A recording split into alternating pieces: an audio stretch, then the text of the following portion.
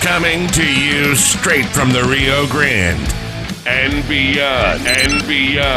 Broadcasting to the four corners of the globe. So grab your seat, your coffee, or your sundowner. Okay, everybody, here we go. On point, as always. This is Gloves Off. Gloves Off.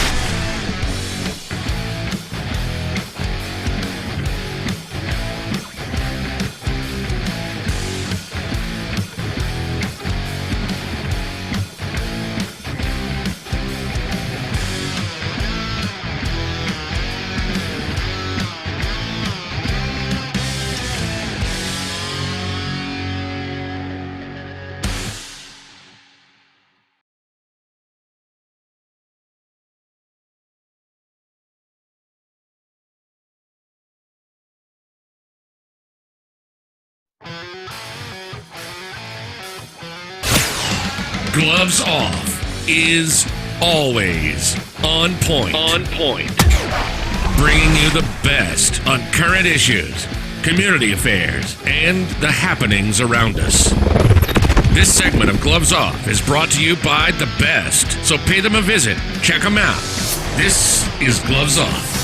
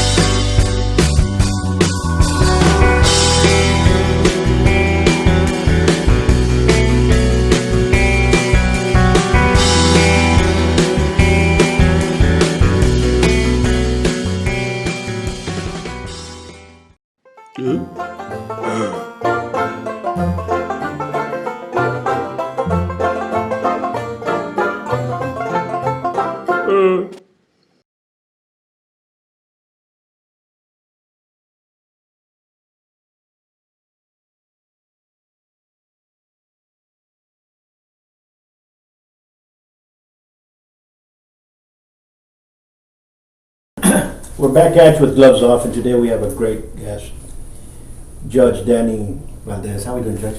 Professor, how you doing? Good, It's nice to be here with you. It's great that you're coming back, and I want to find out what's going on. Paul, more than anything, I'm enjoying my retirement. You know, I've been away for about maybe going on 4 years, and more than anything, just doing some traveling, visiting, talking to people, and just getting an idea of what's out there. Because I've been away for a little while, but I'm optimistic that things are looking good and getting really good response and feedback, and that's basically what I've been doing the last 3 or 4 years. But let's go back in time. When did you say, you know what, I want to run for public office? What gave you that idea? What gave you that energy for you to go forward? I'm going to take you back to when I was a little boy, and it stems from my family more than anything.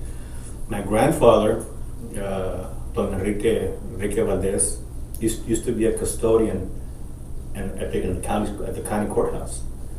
You know, we used to tag along, myself and my brother Liceo, we used to tag along with my grandfather as he was cleaning the courthouse.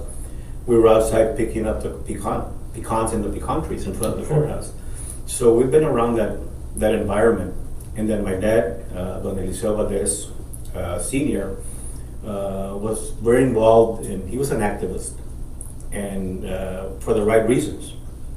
He was a union person, and he was very involved in the unions, in organizing the unions for the betterment of the working people, better wages, better working conditions.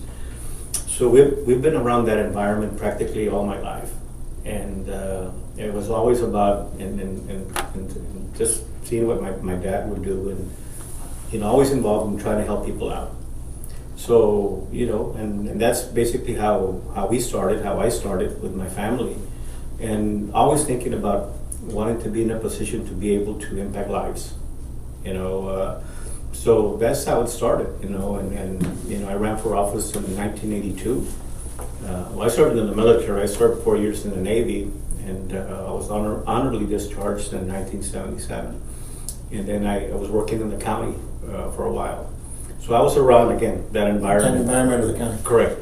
And you ran for what position first? I ran for Justice of the Peace in 1982. Took office in 83 and spent 24 years there.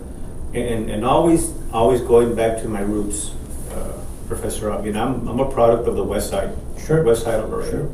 So I grew up in that environment. We were labor workers, farm workers, picking up crops. So I was always around that, and always, again, thinking of what can I do to impact lives. So that was one of the reasons that I ran for Justice of the Peace. And as Justice of the Peace, you're in that position to be able to impact lives. Whether it was the juvenile issues, whether it was family issues, whether it was, so I was able to do that, and that's basically what motivated me and kept me there for 24 years. I saw a lot of cases. We impacted lives, many lives in different ways. You also had a lot of programs for the youth also. We developed, and then again, going back to where I came from, how do we help these kids out? Because most of the cases that I saw as a Justice of the Peace were families that were indigent, from low-income families, people that were struggling. So how do we help these kids out? So we started to do things for the kids. We did the SOS, school supplies, because a lot of these kids that came before me were kids that really didn't have anything. Sure. So how do we motivate them to make sure that they go to school with their school supplies? So we did for many years, the supplies, SOS with Johnny Canales, raising tons of school supplies for the kids. We did Toys for Tejanitos, for the kids. So we started the Perfect Attendance. We did projects for the betterment of them. That's what happened. Exactly, to be able to motivate the kids to stay in school and graduate. We also worked a lot with the physically challenged kids. We did the fishing derby, which we'll be celebrating 30 years. We did the special student of the month. So all these things that we did was to impact lives, the kids, motivate them to stay in school, graduate. It was consuming, but that's what it took, to make sure that we were successful. And you continued that when you became county judge as well. I say 24 years, and then I reached my peak. I think I've done enough. There's not really much I can do. So being in the county, I was aware of the issues in the county. I was aware that there were still people without running water in the colonias, the at-will employees that were getting fired for political reasons. Again, going back to my background, going back to my dad saying, ayúdale a la gente, ¿cómo le podemos ayudar a la gente? So that stayed with me throughout my tenure, So I never liked the idea of the at-will employee. I would see that in one particular year, a new sheriff came in, and about 80 deputies were fired. So You know, you're talking about people that were in the county for 10, 15, 20 years, but then they would get fired for political reasons. So I never liked that. So I was always looking at that. Look, you know, we're still having problems. The county's growing. It's the sixth largest county in the state of Texas. You know, there's still issues. You know, and that's what motivated me to run for county judge. And I've always said, Professor, I was never for the title or the prestige that I'm a county judge. Is how can I impact lives? You know, I did it as a JP in the city. Now we're looking at the county. How can we improve the quality of life? People in the colonias without running water. People getting fired for political reasons.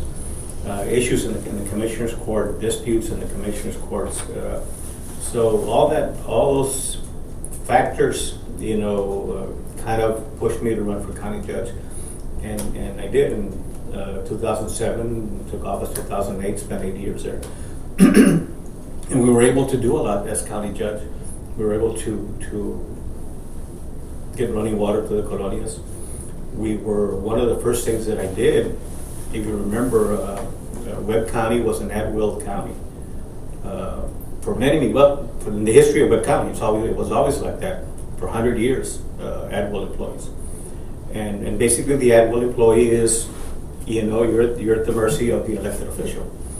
If he didn't like you or you didn't help him in his campaign, you know what? You're fired. So that was very unfair. So the first thing that I did is one of the promises that I told my dad, we're going to see how we can help these people out. You know, we pushed for civil service. Of course, civil service, Professor, is based on population. And Webb County didn't qualify because we didn't meet the population requirements. So we had to go through the legislature. We had to amend the statute to be able to bring the population numbers to be able to qualify for civil service. That's something that many do not understand, but you all did that. You all were the ones that brought it down. Yeah, well, when I came in, that was the first thing I did. We were able to change the statute to be able to, specific for Webb County only, to bring the population numbers to be able to qualify for civil service, which we did. Now Webb County has civil service, which basically what that means is job protection. Now that doesn't mean if you're not doing a good job, but you go through due process. Really, you document everything, due process. You know what, you're late to work or you don't do your job, but it's done the right way, and people now have job protection, which is first for Webb County when I came in. So you know those are the things that I look back and say, you know what, we did make a difference. We were connected the first to connect water lines to the colonias, have water for the colonias. And when I came in, it was difficult. It was difficult because, you know, I was a budget officer. You know, before the statute, before the law changed, I was a budget officer. So basically what that meant was to be able to prepare a budget, $90 million, $100 million budget, to be able to provide the monies to the different departments to be able to operate. And that was very difficult because I was a chief budget officer for 5 years. And then the law changed to where, based on population, you know, then the auditor was the budget officer. So, but it was difficult because, you know, you have to understand that in Webb County, it's not like the city. In Webb County, you have elected officials all over the place. You have district judges, you have county court law judges, you have the sheriffs, constables, JPs. So when you're working a budget, then everybody wants their fair share. So it's to be able to split the pie. But I was happy. I'm happy to say that in my 5 years as budget officer, we never had to raise taxes. We were able to satisfy all the departments to where everybody was happy. And then the law changed to where now, based on population, the county auditor was the budget officer, so he took care of the budget. As I helped him, and we helped develop the budget, but he was the chief budget officer. So things changed throughout the years, but I think that we accomplished a lot. Very happy with what we did. We created the medical examiner's office. It used to be before that. And I remember when I was a JP, I was the coroner. I was the one that had to go pronounce people dead. So we developed the regional crime lab. or medical examiner's office. So we also developed that. So there was things that were done that we saw, in the operation of the county. What would you say, you know what, I left the county and I'm very proud that I did this as a county judge. This is, I'm proud of this certain item that I pushed and I saw it go through. What would you say that was? I would have to say, there were a lot of things, but the main thing was civil service, Professor, because, elected officials didn't like civil service. No. Because they didn't have control. And they wanted to control the politics of their office. But civil service, and again, you have to remember that for 100 years, that wasn't the case until I came on board. So we met resistance with the elected officials that didn't want civil service.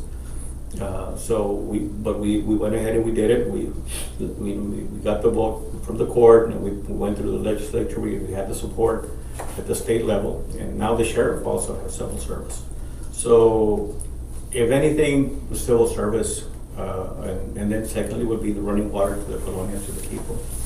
I think that I can safely say I did something, or we did something, that really truly benefited the community. And what would you say, you know what, this is what's lacking in Webb County. We need to push for this to make sure that Webb County is gonna be, the county of Texas. What do you think is lacking? One of the, and I go back to when I first started, I remember the population was 90,000 back in 82, 83. Now we have 250,000, maybe close to 300,000. And the problem with Webb County, Professor, is it can only grow north and south. So the growth is north and south, because you've got the river banks, and then you've got your landlocked on the other side, on the east side. On the west side, you've got the river. So one of the things that we were pushing for, and we were very close to getting it done, was the fifth bridge with the state of Tamaulipas. We were really close to signing an MOU to work with Tamaulipas to develop the fifth bridge, because it's needed to be able to get the traffic, the outer loop to connect to an outer loop to connect to the fifth bridge. But the problem when you have something like this is things change, administrations change, the mindset changes. So if you're starting to develop something, then the new administration comes in with a different idea and it stops everything. But we worked very hard to get to that point. I mean, we were maybe a week, from signing the MOU. But these are things that come with the growth of the community, especially being the sixth largest county in the state of Texas. And we will get a fifth bridge. The fifth bridge. We'll get it. We'll eventually get it. But it takes a lot of being able to communicate. Sure. And that might be lacking, because you're dealing with another country. You're dealing with different elected officials, but to be able to communicate, to be able to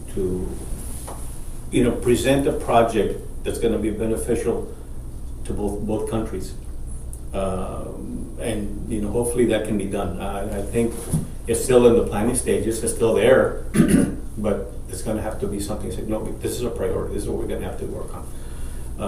So I think that's something that hopefully will get done. Yeah, you're right. You're right, because I don't see how, if you were weeks away from signing it, that the government's going to say, okay, we got new officials here, let's restart it again. I think that the federal government should say, okay, let's go push this forward. They should, you know what I mean? A lot of times, and it's very difficult to explain it all, but you're working with another country. Here it's different. Here we were ready to go. We're ready to say, what? But we put the burden on them. Look, we're ready to go, but this is what you're going to have to do. You're committing to investors. You're committing monies, then let's see it. That's the issue. We want to. There's a lot of lip service, but at the end of the day, you want to say, you know what, put it here. You have investors, put the money in the bank, and that's what kind of held us a little bit back. Is we were waiting for them to. They had committed a certain amount of money to put that money in the bank, and they were kind of stalling a little bit, so kind of fizzled. But it's still there. I mean, and I think the property's still available. The lands, the area is still available. It's just a matter of continuing the dialogue to be able to get it done. And eventually, I think that will happen. I think that's what many are pushing for. And what I've heard, I don't know. Correct. I think that's one of the main things that's going to come. Because I think that will boost Laredo in the next 20 years. If that happens. And remember that, again, we go back to how Webb County is growing north and south. Then you look at the Mines Road, the congestion, so in the master plan, and it should be there, the master plan calls for an outer loop, to be able to get all the traffic out, and again, it's just a meeting of the minds that needs to occur. But again, it's very difficult when you have new elected officials coming in, and maybe their mindset is different, maybe their priorities are different. So, it's just keep talking, and making sure that the public's aware of what's there, everything in the front. No, you're absolutely correct. What else would you like to see? Come on. What else would you say? Laredo or Webb County is lacking. What else do you think would be? Again, the growth, Professor. I think that being able to grow not only north and south but east. I know that when I was there, one of the things we were looking at is the corridor, the I-69 corridor. Now that's another big thing that needs to be looked at, to be able to go from here all the way to Canada. Sure. That's also something that's on the table that we left there. And where would that be? Would it be the 83 or would it be 35? No, it'll be on Freer. It's the I-69 corridor will connect all the way. It's the Freer. Freer it'll connect 35 San Antonio all the way up. It'll connect from here all the way up on. To just continue all the way across until you get to Canada. I know we're working with Corpus also, and it was still in the planning stages. If you look at their signs already. This says I-69, and they'll connect to 35 as it comes in, connects to 35, and then gets you to San Antonio. But that was also a thing that we had worked a project that's on the planning stages. I knew at one time there was something. I was coming in and I flew into Dallas and I overheard some folks from Laredo were talking about something called the Denver corridor. There was going to be 83 connecting going west this way. Yeah. So 83 is something that we'll have to talk about. What needs to happen for 83 to become, or 83 north to the infrastructure. The infrastructure needs to be improved. There's a lot of heavy traffic down in 83 North, but I know that we had also talked about developing that road. I think it's in also the planning stages right now to be able to develop the road. Eventually going to north, Eagle Pass, all that area. But the I-69 is specifically for Highway 59, basically what it is. 59 will turn into 69. But those are things that are there that need to be worked on. 83, and like I say, north is the infrastructure needs to be worked with TxDOT to be able to bring in funding monies to be able to develop that road. A much traveled road, that needs to be taken care of. And then you have to develop arteries, to be able to take the traffic out of 83 into eventually 35. 35? Yeah. So those are also things that are being looked at. But again, it's a constant thing that you need to be communicating to be able to get those funds to be able to do that. But you know, it's just growing, it's just the growth, and to be able to satisfy the demands of the growth.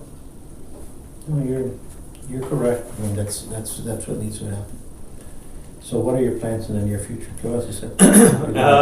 Continue advocating for betterment here in Webb? I think that, Paul, basically what I've been doing is traveling, visiting, you know, talking to people, getting feedback.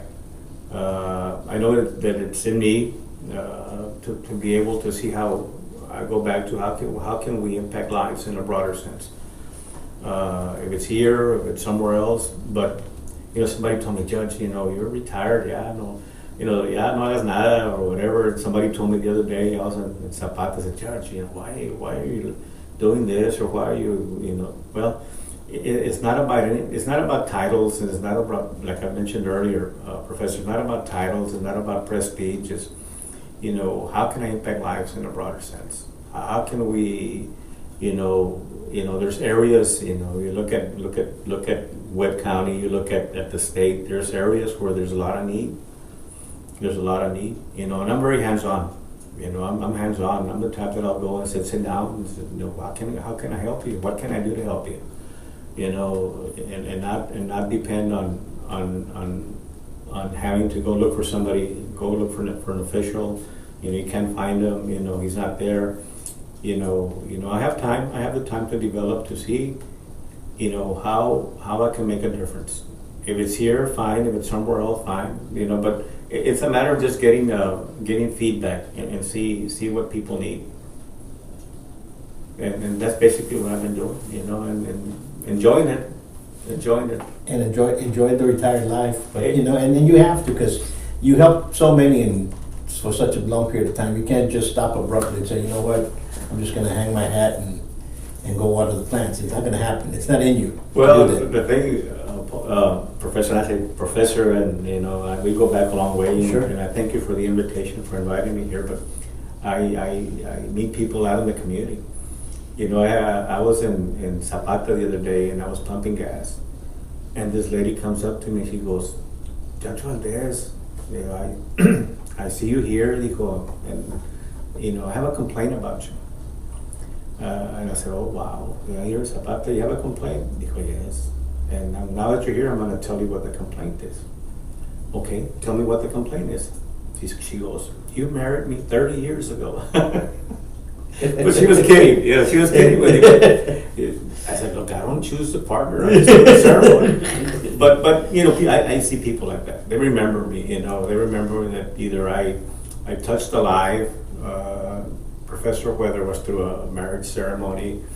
You know, one of the things that impacted me a lot also was that I worked a lot with juvenile issues. And that's what kept me as Justice of the Peace. I stayed there 24 years because I worked a lot with the youth. And I always, again, going back to my roots, going back to my upbringing, you know, I would see kids that that were struggling. How can I help this kid out? You know, it's very easy as a judge, Professor, to rule from the bench. But with me, is I want to know why Paul Buitrón is here before me. Why is he here before me? I want to know why he's here. So I will take the time to go and make a home visit. Then you realize why Paul Buitrón, and I say Paul Buitrón, anyway, I say that, yeah, I say Danny Valdez. Why is Danny Valdez here before me? Then I would make a home visit, and then I realized that now I know why he's here. There are 6 or 7 kids in the house, a 2-bedroom house. You know, the home environment's not there.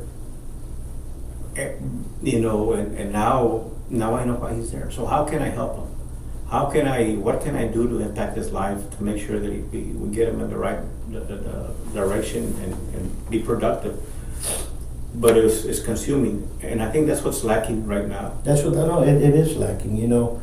And I tell many, and I've talked to many of the public officials, and some of them are good friends and acquaintances, and I tell them there are no preventative programs. I mean, yes, you know, the sheriff's doing a good job with the PAL, but it's getting kids off the street. But are they really getting kids off the street, or are you teaching the kid that's going to be the gangbanger, or you're teaching the kid that's being bullied to protect himself? Right. There has to be that you'll end up getting both, But how can we monitor to see if these programs are actually working? Push them, you know what I mean? And that's lacking. I mean, we have so much potential. We have so many beautiful schools, rec centers, that are just waste of time after 4 o'clock. And our kids are out there doing whatever. Right. Some of them are doing homework, some of them, the majority are playing video games, but a lot of them are out in the streets. And it comes back to, in these times, you have both parents working. Both parents, I say both parents, or even if it's a single parent that's working and they have to stay home with mom and with a grandma, and grandma's taking care of 6 other grandchildren because everybody drops them off there. It's kind of hard, so you lose them somewhere along the line, and it's gonna get bad. It is consuming.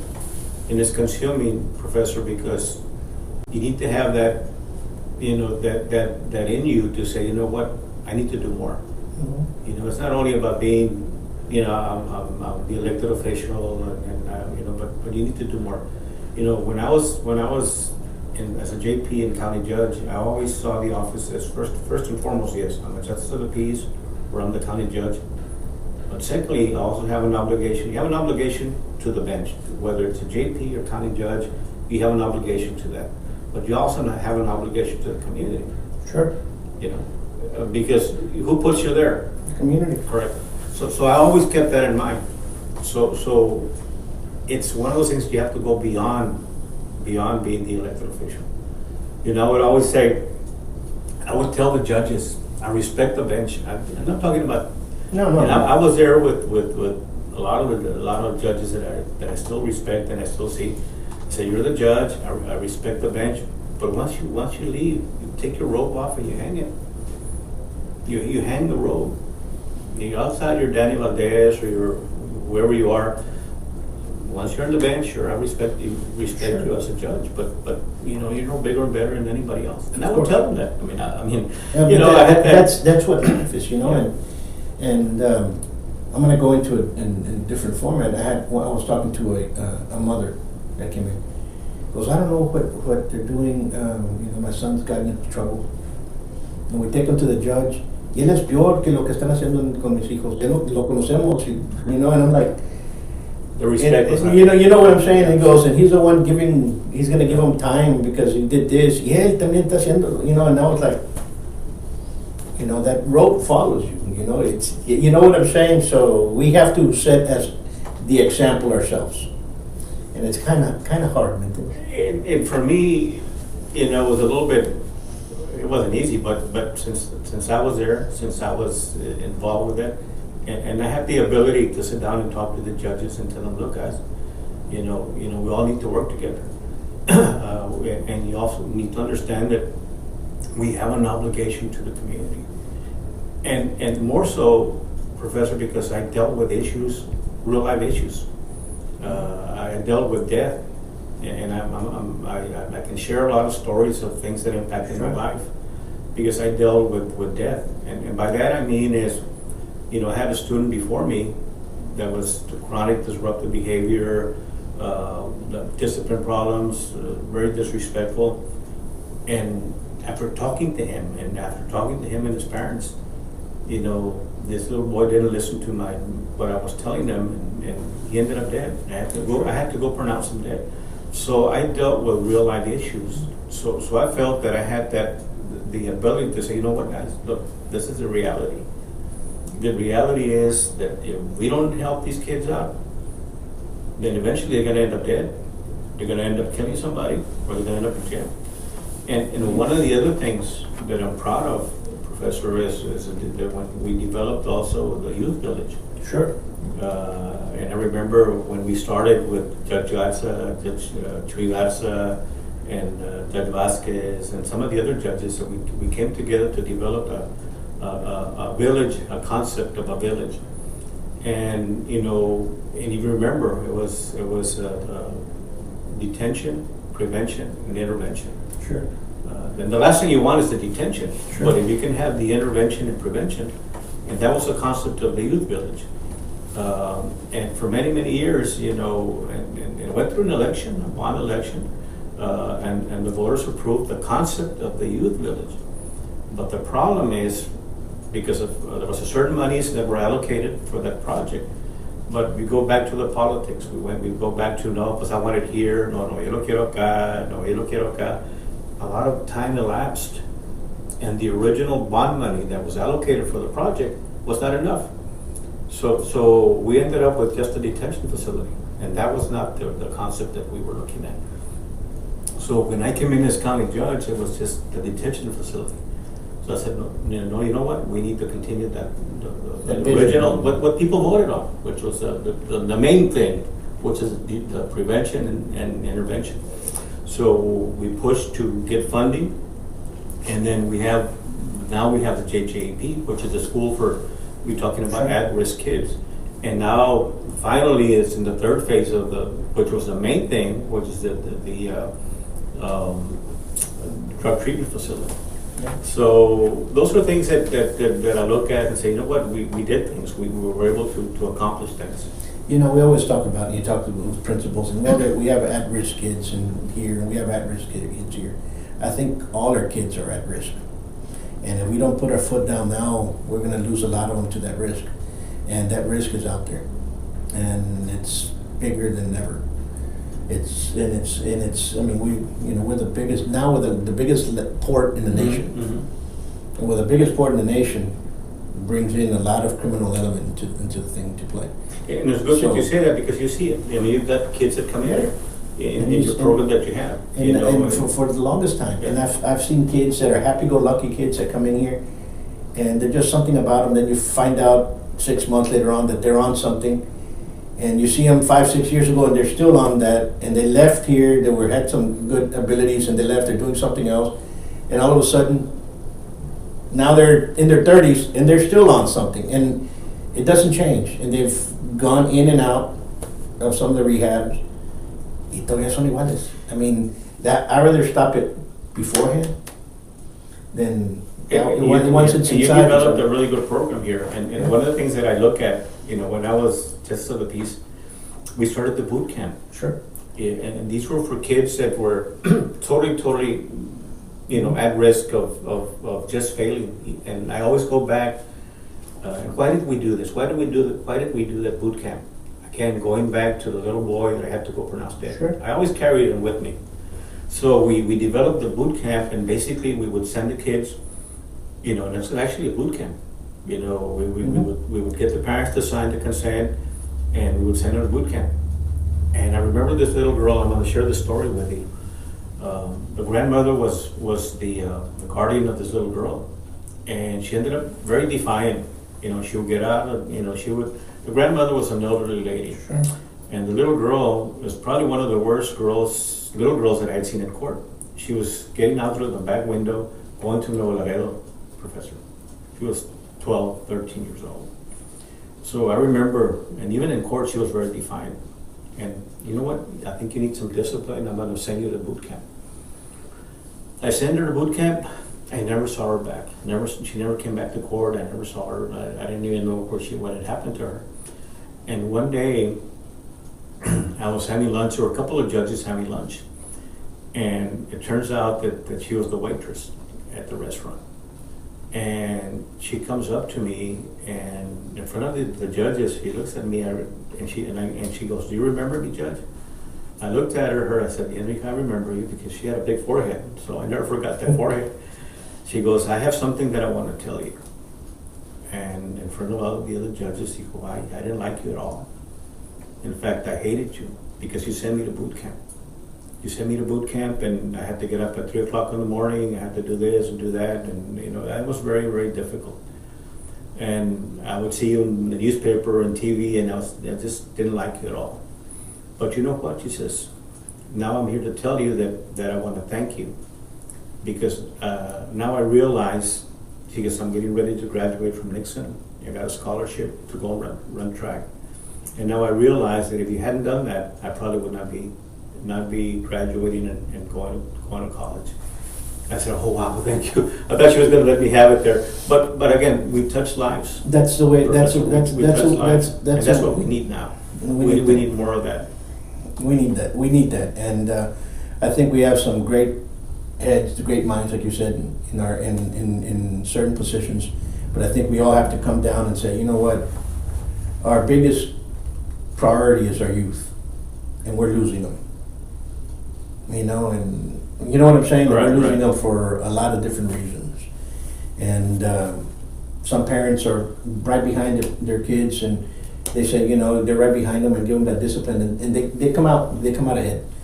But some parents, just because of work and what they have and what they have to do just to bring meals in, have lost somewhere along the line. Right. And we need those preventative programs. Right. More so, whether it's basketball or ceramics or whatever, music, we have to have some kind of monitoring system to make sure that these kids fall in love with that program, and they're monitored for them to have the good grades and to stay out of trouble, and they'll continue moving forward. Correct. Kind of like a vocation, you know. And there's some things that it takes time for you to become.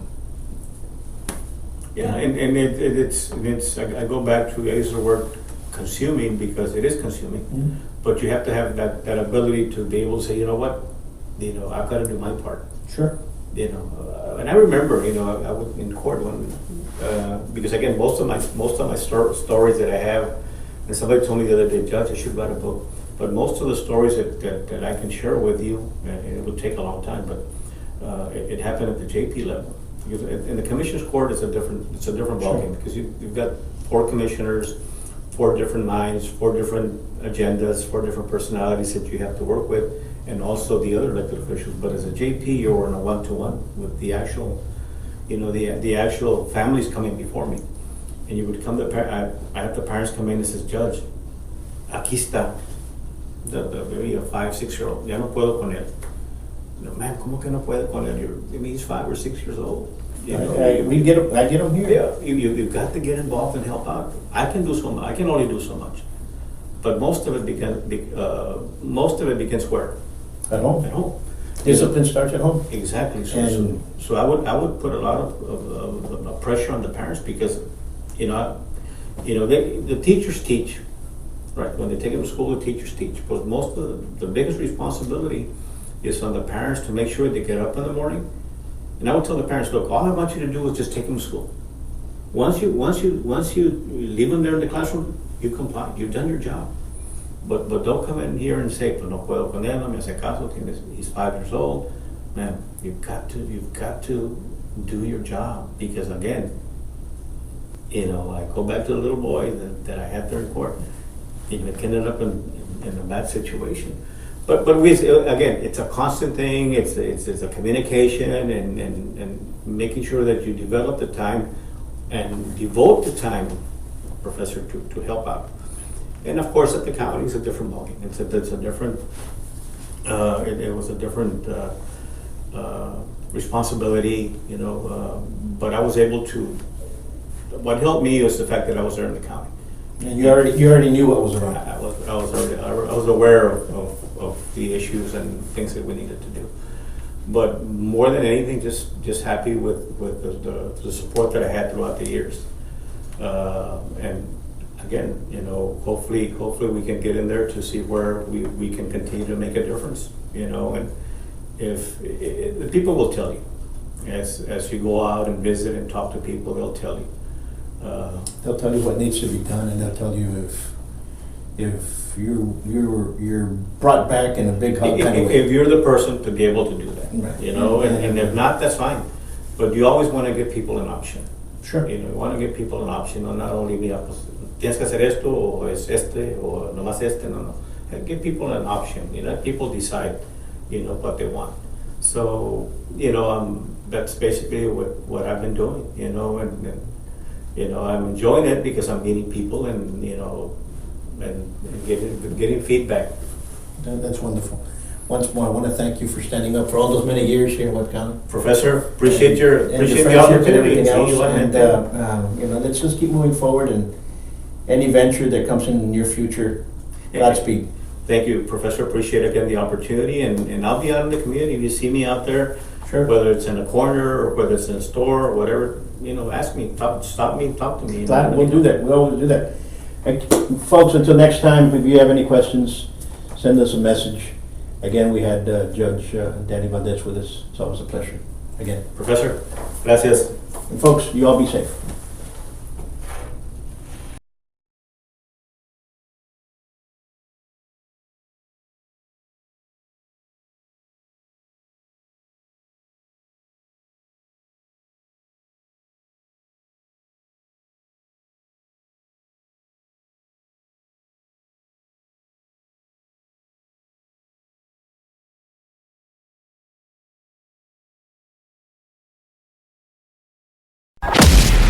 If you've ever wondered, if you ever had a clue what would happen if Batman, the Avengers, the X-Men fought the 47 Ronin, you will have great hitting, power strikes, and speed. This event will be known as the North Texas Stick Fighting Championships. It's open to all martial artists. This is where legends are formed, where they're forged, where they are founded. Sign up now. Call the number 956-401-4868 and look up the website at www.savate.biz. So remember, this is for serious martial artists. If you're not serious, sit back and whisper about the event. If not, we'll see you there.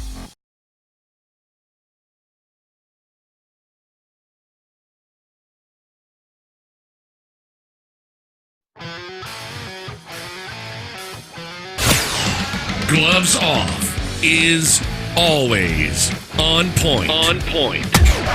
Bringing you the best on current issues, community affairs, and the happenings around us. This segment of Gloves Off is brought to you by The Best, so pay them a visit. Check them out. This is Gloves Off.